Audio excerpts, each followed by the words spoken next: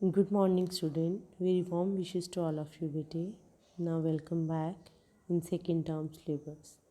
Now, I would like to explain the concept of marketing management, chapter 11.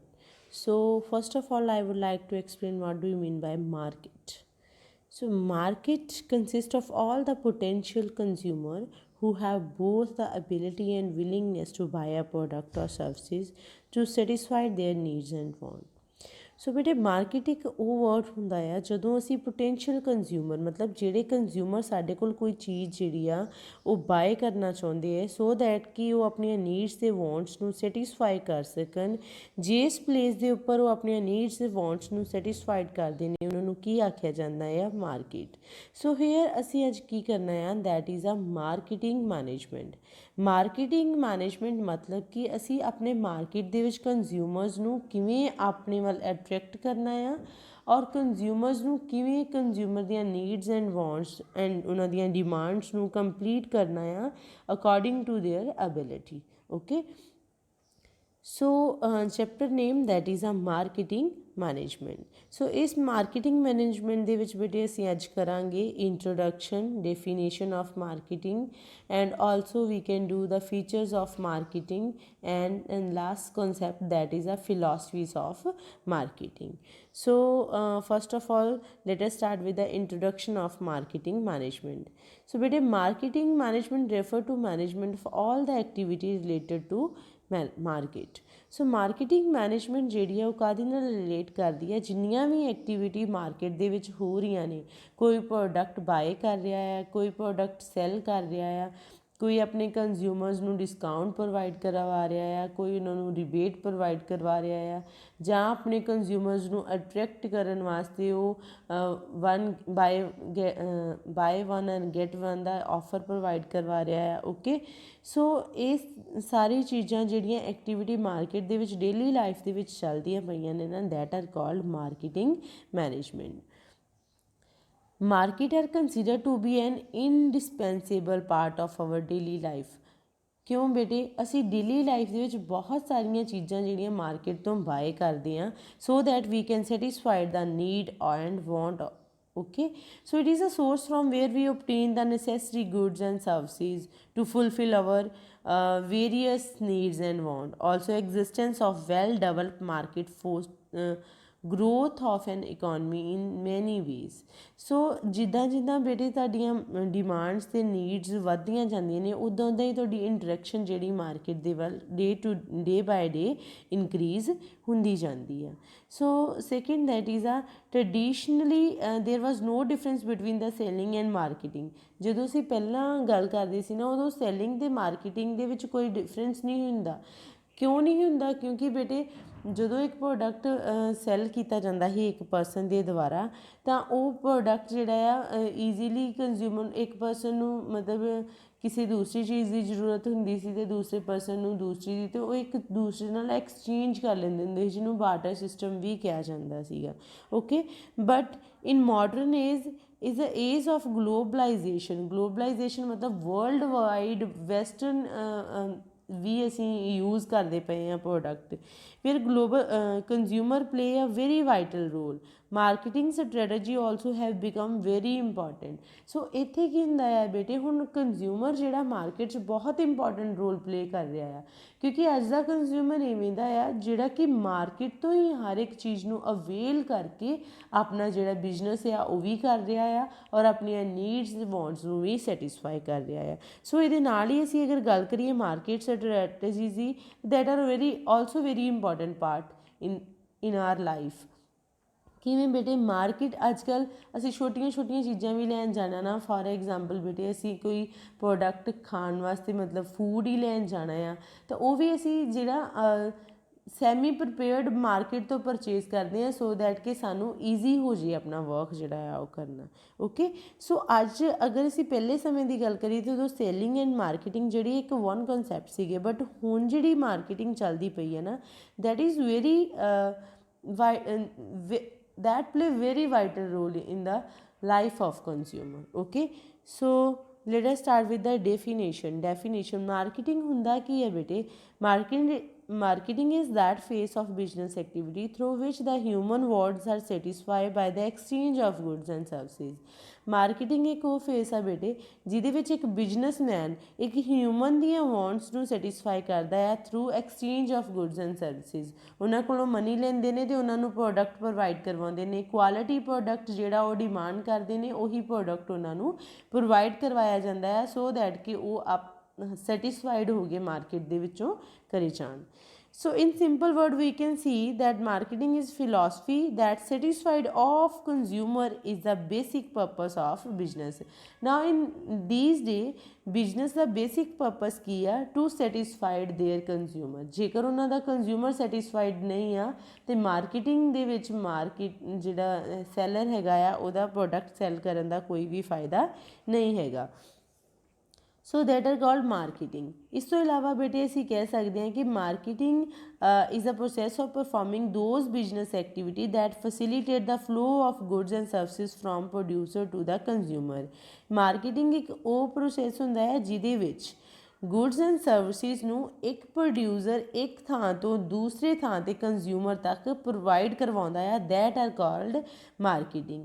Even marketing ਵਿੱਚ ਬੇਟੇ product ਦੀ designing ਹੁੰਦੀ ਆ, product ਦੀ development ਹੁੰਦੀ ਆ, ਪ੍ਰੋਡਕਟ ਦਾ price describe ਕੀਤਾ ਜਾਂਦਾ ਆ, ਬ੍ਰਾਂਡ ਦੱਸਿਆ ਜਾਂਦਾ, ਪ੍ਰੋਡਕਟ ਨੂੰ ਪੈਕ ਕੀਤਾ ਜਾਂਦਾ, ਈਵਨ ਉਹਦੀ ਲੇਬਰਿੰਗ ਕੀਤੀ ਜਾਂਦੀ ਆ।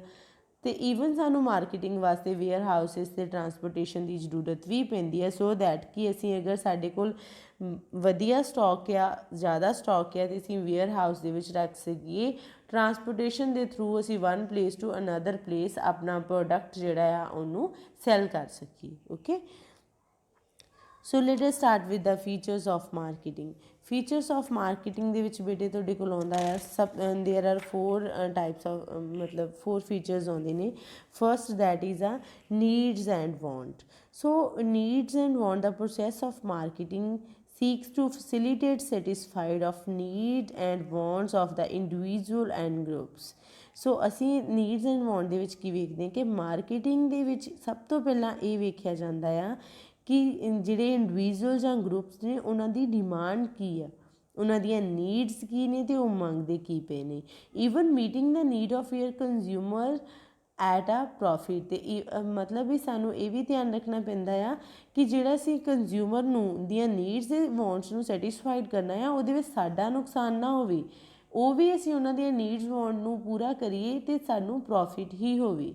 ਸੋ primary reason for the people to get involved in the process of marketing is to satisfy some of their needs and want। ਮਤਲਬ ਜਿਹੜਾ ਵੀ ਪਰਸਨ ਮਾਰਕੀਟਿੰਗ ਦੇ ਵਿੱਚ ਆਉਂਦਾ either that is a seller or buyer, ਦੋਵੇਂ ਹੀ person ਆਪਣੀਆਂ needs ਅਤੇ wants ਨੂੰ ਸੈਟਿਸਫਾਈਡ ਕਰਨ ਵਾਸਤੇ ਕਿਹਦੇ ਵਿੱਚ ਆਉਂਦੇ ਨੇ, ਮਾਰਕੀਟ ਦੇ ਵਿੱਚ ਆਉਂਦੇ ਨੇ। A marketer should strive to identify the need and want of the potential buyer and develop such product and services that are capable of satisfying such needs and wants.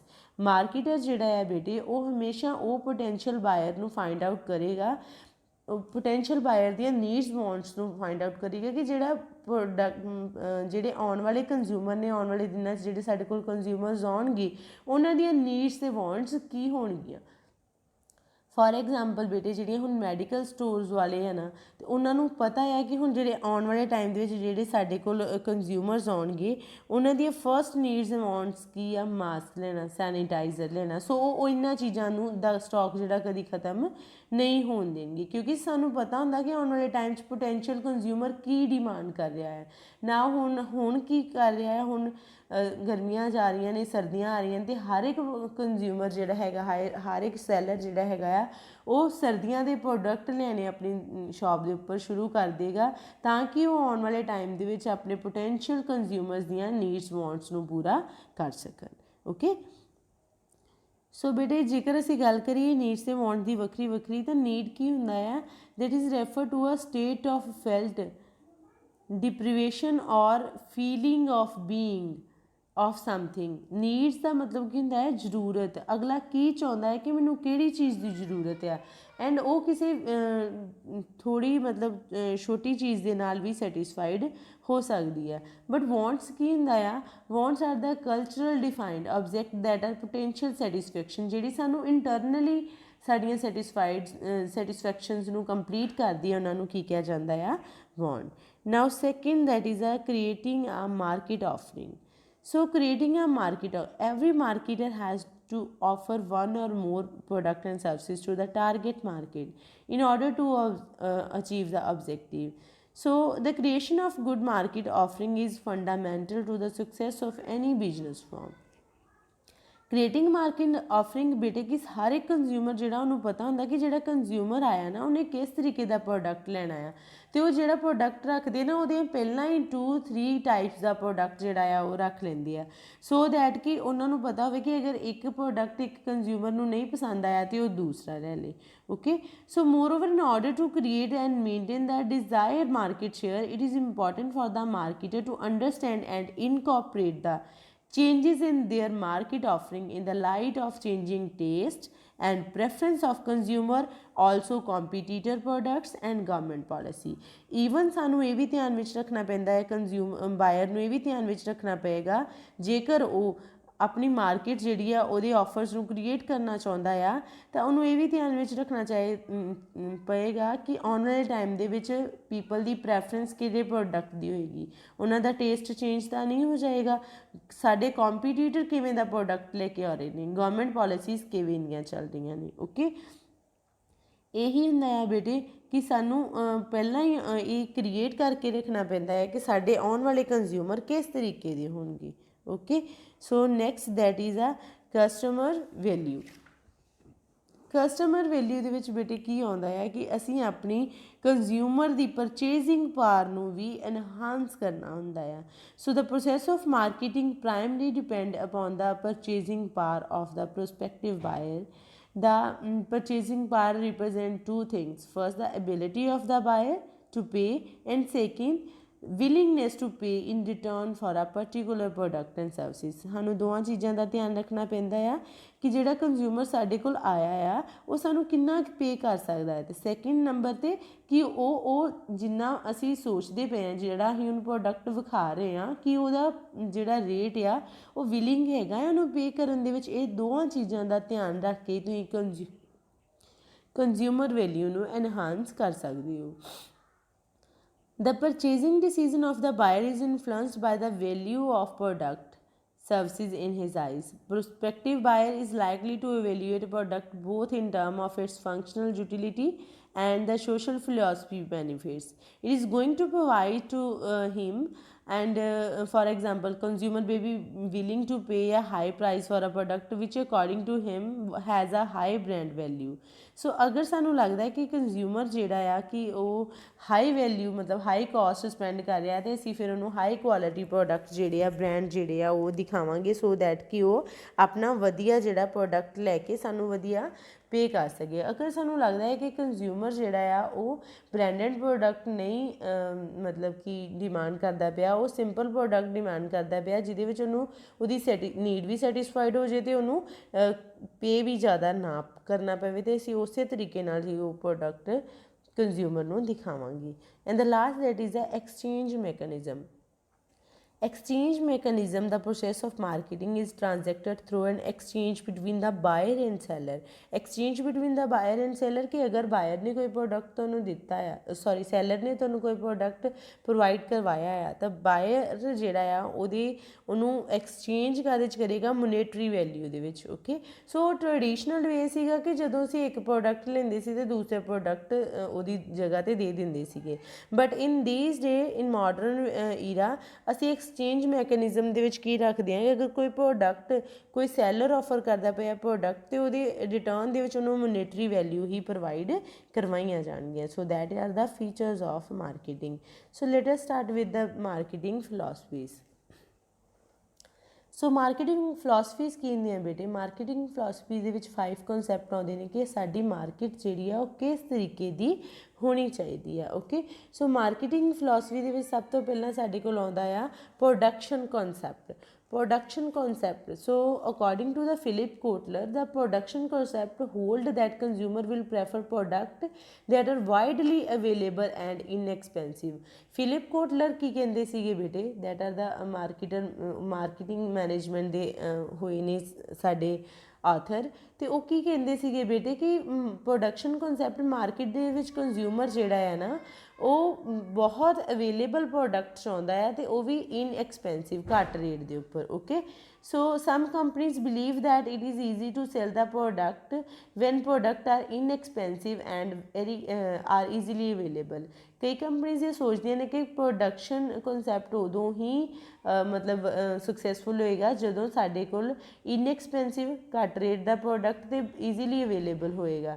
So the firm following production concept focus on lowering the cost, ਤੇ ਉਹ ਕਾਹਦੇ 'ਤੇ focus ਕਰਦੇ ਨੇ, lower caste ਦੇ ਉੱਪਰ, ਤਾਂ ਕਿ ਪ੍ਰੋਡਕਸ਼ਨ ਅਤੇ ਡਿਸਟਰੀਬਿਊਸ਼ਨ ਜਿਹੜੀ ਉਹ ਈਜ਼ੀਲੀ ਹੋ ਜਾਵੇ।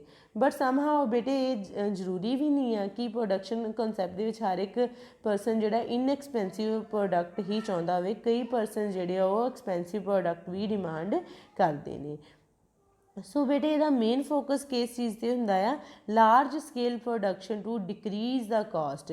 ਮਤਲਬ ਲਾਰਜ ਸਕੇਲ ਪ੍ਰੋਡਕਸ਼ਨ ਕੀਤੀ ਜਾਵੇ ਤਾਂ ਕਿ ਸਾਡਾ ਜਿਹੜਾ ਕਾਸਟ ਜਿਹੜੀ ਲੱਗਣੀ ਹੈ ਸਾਡੀ, ਉਹ ਸਾਰੇ ਪ੍ਰੋਡਕਟ 'ਤੇ ਇੱਕੋ ਜਿਹੀ ਲੱਗੇ, ਤੇ ਤਾਂ ਕਿ ਅਸੀਂ ਕੰਜ਼ਿਊਮਰ ਨੂੰ ਦੇਣ ਵਾਸਤੇ ਪ੍ਰੋਡਕਟ ਜਿਹੜਾ ਉਹ ਘਟਾ ਸਕੀਏ। Okay, so next that is ਆ product concept, that is a product concept firm which follow the product concept purpose, that the way to release business goal is to making product that are of high quality। So product concept ਦਾ ਕੀ ਮਤਲਬ ਆ ਕਿ ਜਿਹੜੀਆਂ farms ਨੇ product ਤੁਹਾਨੂੰ ਦੇਣਾ ਆ ਉਹ ਹਾਈ ਕੁਆਲਿਟੀ ਪ੍ਰੋਡਕਟ ਹੋਵੇ ਤਾਂ ਕਿ ਕੰਜ਼ਿਊਮਰ ਜਿਹੜੇ ਉਹਨਾਂ ਨੂੰ ਈਜ਼ੀਲੀ ਬਾਏ ਕਰ ਸਕਣ। So these firm manufacture the product of superior quality, but they must keep in mind that customer will buy the high quality only when they need or want। So companies ਨੂੰ ਕੀ ਕਰਨਾ ਚਾਹੀਦਾ ਕਿ high quality product ਜਿਹੜਾ manufacture ਕਰੇ, but keep in mind ਬੇਟੇ ਉਹਨਾਂ ਨੂੰ ਧਿਆਨ 'ਚ ਰੱਖਣਾ ਚਾਹੀਦਾ ਆ ਕਿ ਜ਼ਰੂਰੀ ਨਹੀਂ ਹੈ ਕਿ ਹਰ ਇੱਕ ਪ੍ਰੋਡਕਟ, ਹਰ ਇੱਕ ਕੰਜ਼ਿਊਮਰ ਜਿਹੜਾ ਆ ਉਹ ਹਾਈ ਕੁਆਲਿਟੀ ਪ੍ਰੋਡਕਟ ਦੀ ਨੀਡ ਵਾਂਟ ਜਿਹੜੀ ਆ ਉਹ ਰੱਖਦਾ ਹੋਵੇ। Only quality is not enough. Quality ਇਕੱਲੀ ਇਨਫ ਨਹੀਂ ਹੁੰਦੀ, ਕਈ ਵਾਰ ਉਹਨਾਂ ਨੂੰ ਸੈਟਿਸਫੈਕਸ਼ਨ ਵਾਸਤੇ ਲੋਅਰ ਪ੍ਰਾਈਸ ਦੀ ਅਵੇਲੇਬਿਲਿਟੀ ਵੀ ਜ਼ਰੂਰੀ ਹੁੰਦੀ ਹੈ। ਓਕੇ, ਸੋ ਇਹਦਾ ਮੇਨ ਫੋਕਸ ਕੀ ਹੁੰਦਾ ਹੈ ਬੇਟੇ, ਗੁੱਡ ਕੁਆਲਿਟੀ ਐਡਡ ਫੀਚਰ ਇਨ ਪ੍ਰੋਡਕਟ, ਕਿ ਜ਼ਿਆਦਾਤਰ ਗੁੱਡ ਕੁਆਲਿਟੀ ਪ੍ਰੋਡਕਟ ਹੀ ਰੱਖੇ ਜਾਣ ਸੋ ਦੈਟ ਕਿ ਪੀਪਲ ਜਿਹੜੇ ਆ ਸਾਡੇ ਕੋਲੋਂ ਜ਼ਿਆਦਾ ਤੋਂ ਜ਼ਿਆਦਾ ਪ੍ਰੋਡਕਟ ਜਿਹੜੇ ਆ ਉਹ ਲੈ ਸਕਣ। So next that is a selling concept. Selling concept, in the word of Philip Kotler, the selling concept hold that the consumer and businesses, if left alone, will ordinarily not buy enough of organization product. The organization must therefore undertake an aggressive selling of promotion event। ਸੋ ਸਾਨੂੰ ਅਗਰ ਅਸੀਂ selling ਕਰਨੀ ਹੈ ਤਾਂ ਉਹ ਕਹਿੰਦੇ ਕਿ ਸਾਨੂੰ ਪ੍ਰਮੋਸ਼ਨ ਇਵੈਂਟ ਹਰ ਇੱਕ ਪ੍ਰੋਡਕਟ ਦੇ ਕਰਨੇ ਹੀ ਪੈਣਗੇ ਸੋ ਦੈਟ ਕਿ ਸਾਡੇ ਕੰਜ਼ਿਊਮਰ ਜਿਹੜੇ ਆ ਪ੍ਰਮੋਸ਼ਨ ਇਵੈਂਟ ਦੇ ਨਾਲ ਇਫੈਕਟ ਹੋ ਕੇ ਸਾਡੇ ਕੋਲ ਪ੍ਰੋਡਕਟ ਜਿਹੜਾ ਆ ਉਹ ਲੈ ਕੇ ਜਾਣ। Production and product concept both focus on production, but selling concept focus on making an actual sale of the product। Selling concept ਕਾਹਦੇ 'ਤੇ ਹੁੰਦਾ ਹੈ ਕਿ ਕਿੰਨੀਆਂ ਸਾਡੇ ਪ੍ਰੋਡਕਟ ਦੀਆਂ ਸੇਲ ਹੁੰਦੀਆਂ ਪਈਆਂ ਆ। ਸੋ ਇਹ ਕਨਸੈਪਟ ਫੋਕਸ ਕਰਦਾ on making every possible sale of the product, focus ਕਰਦਾ ਕਿ ਕੋਈ ਇੱਕ ਵੀ ਪਰਸਨ ਆਉਂਦਾ ਹੈ ਅਤੇ ਉਦੋਂ ਵੀ ਸੇਲ ਕੀਤੀ ਜਾਵੇ। ਕਿ ਕੋਈ ਕੰਜ਼ਿਊਮਰ ਸਾਡੇ ਕੋਲ ਆਉਂਦਾ ਹੈ ਅਤੇ ਉਹਨੂੰ ਮਿਨੀਮਮ 1 ਜਾਂ 2 ਜਿਹੜੀਆਂ ਸੇਲ ਜਿਹੜੀਆਂ ਆ ਉਹਦੇ ਨਾਲ ਕੀਤੀਆਂ ਜਾਣ, ਉਹਨੂੰ ਕੁਆਲਿਟੀ ਦੱਸੀ ਜਾਵੇ। ਠੀਕ ਹੈ, ਕੰਜ਼ਿਊਮਰ ਨੂੰ ਦਾ ਫੋਕਸ ਕੀਤਾ ਜਾਵੇ ਕਿ ਅਸੀਂ ਘੱਟ ਰੇਟ ਦੇ ਉੱਪਰ ਇੰਨੀ ਵਧੀਆ ਕੁਆਲਿਟੀ ਦਿੰਦੇ ਪਏ ਹਾਂ। Okay, so this philosophy doesn't include building relation with consumer. ਅਸੀਂ ਇਹਦੇ 'ਚ ਕੰਜ਼ਿਊਮਰ ਨਾਲ ਰਿਲੇਸ਼ਨ ਨਹੀਂ ਬਣਾਉਣੇ, ਅਸੀਂ ਇਹਦੇ 'ਚ ਸਿਰਫ ਅਤੇ ਸਿਰਫ ਕੰਜ਼ਿਊਮਰ ਨੂੰ ਪ੍ਰੋਡਕਟ ਅਤੇ ਸਰਵਿਸਿਜ਼ ਪ੍ਰੋਵਾਈਡ ਕਰਵਾਉਣੀਆਂ ਨੇ by hook by crook. So main focus ਬੇਟੇ ਇਹਦੇ 'ਚ ਕਿੱਦਾਂ ਹੁੰਦਾ ਹੈ, to sell whatever is produce by using intensive promotional technique. ਮਤਲਬ ਜੋ ਅਸੀਂ ਬਣਾਇਆ ਅਸੀਂ ਉਹਨੂੰ ਸੇਲ ਕਰਨਾ ਹੀ ਕਰਨਾ ਹੈ। That are the main focus of selling concept. So ਉਸ ਤੋਂ ਬਾਅਦ ਬੇਟਾ ਜੀ ਆਉਂਦਾ ਆ that is uh marketing concept. Marketing concept after selling concept can not let a company last long in the market. Selling concept ਜਿਹੜਾ ਆ last ਲੌਂਗ ਨਹੀਂ ਆ ਕਿਉਂਕਿ ਉਹਦੇ ਵਿੱਚ ਅਸੀਂ ਕੰਜ਼ਿਊਮਰ ਨੂੰ ਕਿਸੇ ਵੀ ਤਰੀਕੇ ਨਾਲ ਪ੍ਰੋਡਕਟ ਸੈਲ ਕਰਨਾ ਆ। ਬਟ ਜਿਹੜਾ ਮਾਰਕੀਟਿੰਗ ਕਨਸੈਪਟ ਆ ਬੇਟੇ ਇਹ ਲਾਸਟ ਲੌਂਗ ਆ। ਓਕੇ, ਇਹਦੇ ਵਿੱਚ ਅਸੀਂ ਆਪਣੇ ਕੰਜ਼ਿਊਮਰ ਦੇ ਨਾਲ ਰਿਲੇਸ਼ਨ ਐਸਟੈਬਲਿਸ਼ ਕਰਨੇ ਹੁੰਦੇ ਆ ਤਾਂ ਕਿ ਜਿਹੜੇ ਕੰਜ਼ਿਊਮਰ ਆਪਣੀਆਂ ਨੀਡਸ ਵਾਂਟਸ ਪੂਰੀਆਂ ਕਰਨੀਆਂ ਚਾਹੁੰਦੇ ਨੇ ਉਹ ਹਮੇਸ਼ਾ ਸਾਡੇ ਕੋਲ ਆਉਣ ਅਤੇ ਸਾਡੇ ਕੋਲ ਕੁਆਲਿਟੀ ਪ੍ਰੋਡਕਟ ਲੈਣ so that we can fulfil the demands of our consumer, ਅਤੇ ਉਹਨਾਂ ਨੂੰ ਆਪਣੇ ਆਪਣੇ ਕੰਪੀਟੀਟਰ ਤੋਂ ਬੈਟਰ ਇਨਫੋਰਮੇਸ਼ਨ ਪ੍ਰੋਵਾਈਡ ਕਰਵਾਈ ਜਾਵੇ ਤੇ ਉਹਨਾਂ ਨੂੰ ਸੈਟੀਸਫੈਕਸ਼ਨ ਜਿਹੜੀ ਆ ਪ੍ਰੋਵਾਈਡ ਕਰਵਾਈ ਜਾਵੇ। ਸੋ ਮੇਨ ਫੋਕਸ ਇਹਦਾ ਕਿੱਥੇ ਹੁੰਦਾ ਆ, ਕੰਜ਼ਿਊਮਰ ਸੈਟੀਸਫੈਕਸ਼ਨ ਦੀ। ਸੋ ਬੇਟੇ that is the last concept and the last topic of today. So that is a socialistic concept. Socialistic concept ਬੇਟੇ ਮਾਰਕੀਟਿੰਗ concept ਦੇ ਨਾਲ ਨਾਲ ਸਾਨੂੰ socialistic concept ਦੇ ਉੱਪਰ ਵੀ ਧਿਆਨ ਰੱਖਣਾ ਪੈਂਦਾ ਆ। ਮਤਲਬ adding to the marketing concept, this philosophy focus on society well-being as well. ਅਸੀਂ ਇਹ ਕਹਿੰਦੇ ਕਿ ਅਗਰ ਅਸੀਂ ਮਾਰਕੀਟਿੰਗ ਕਰ ਰਹੇ ਹਾਂ ਤੇ ਸਾਡੀ ਸੁਸਾਇਟੀ ਦੇ ਜਿਹੜੇ ਪੀਪਲ ਹੈ ਉਹ ਹਾਰਮ ਨਹੀਂ ਹੋਣੇ ਚਾਹੀਦੇ ਤੁਹਾਡੇ ਬਿਜ਼ਨਸ ਤੋਂ, ਸਾਨੂੰ ਉਹਨਾਂ ਦੀ ਵੈਲਬੀਂਗ ਵਾਸਤੇ ਵੀ ਵਰਕ ਜਿਹੜਾ ਆ ਉਹ ਕਰਨਾ ਪੈਂਦਾ ਆ।